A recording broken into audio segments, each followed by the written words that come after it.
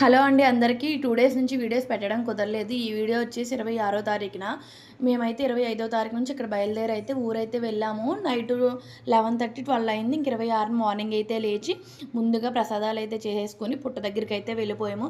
ఈ పుట్ట ఏంటంటే చుట్టుపక్కల ఉన్న వాళ్ళందరికీ ఇది ఒక్కటే పుట్టండి. సో కొంచెం లేట్ అవుద్ది. అందరూ తెల్లవారుజాము నుంచే స్టార్ట్ చేస్తారు ఇక్కడ పుట్టలో పాలు పోసుకోవడం. మేమైతే ఒక గంట అయితే వెయిట్ చేసి నాగేంద్ర స్వామికి అయితే అలానే పుట్టలో పాలు పోసుకొని ప్రసాదాలు వేసుకొని ఒక్కొక్కరం ఒక్కొక్క కోడిగుడ్డు చొప్పున అయితే ప్రతి సంవత్సరం పెడతాము. ఇంకా అలానే ఆ తర్వాత సుబ్రహ్మణ్య స్వామి గుడి దగ్గరికి అయితే వెళ్ళాము. అక్కడ మా ఇంటి దగ్గర నుంచి గుడి 2 కిలోమీటర్లు ఉంటుంది.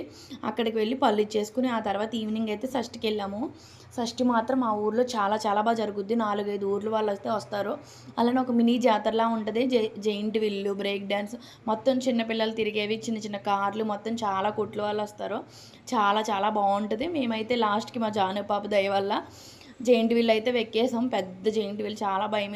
ఈచ్ వన్ 100 రూపీస్ టికెట్ తీసుకున్నారు. మన వీడియో చూసి లైక్ చేయండి, సబ్స్క్రైబ్ చేసుకోండి.